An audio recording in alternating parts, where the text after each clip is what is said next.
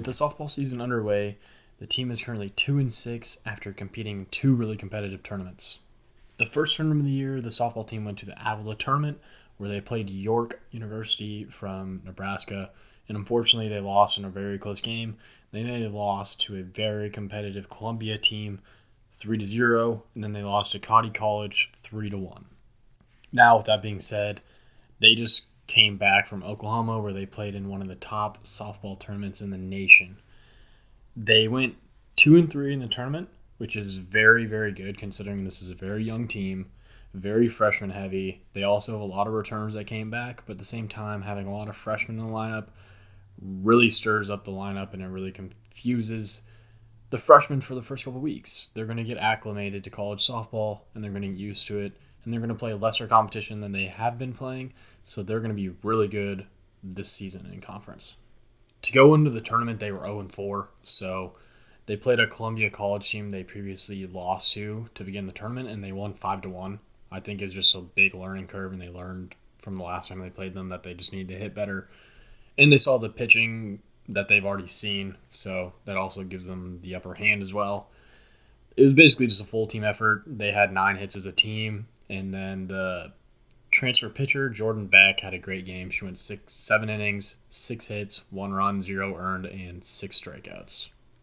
To follow that up, they lost to a really good Midland team from Nebraska. They lost 2-1 in extra innings, so it gives you kind of insight on how competitive these games are and how competitive these teams are that they are playing. The Wildcats just really couldn't get it on the offensive side. They just could not hit the ball really well.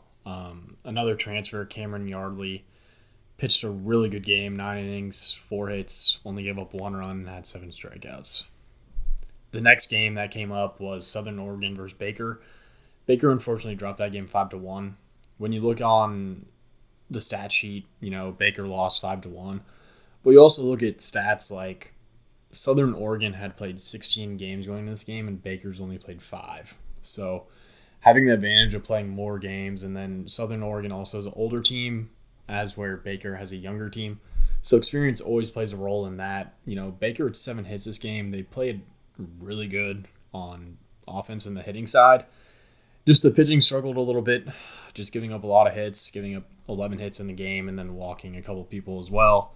Walking 5, actually, and that is just really big. In big games like this, you cannot give up free bases.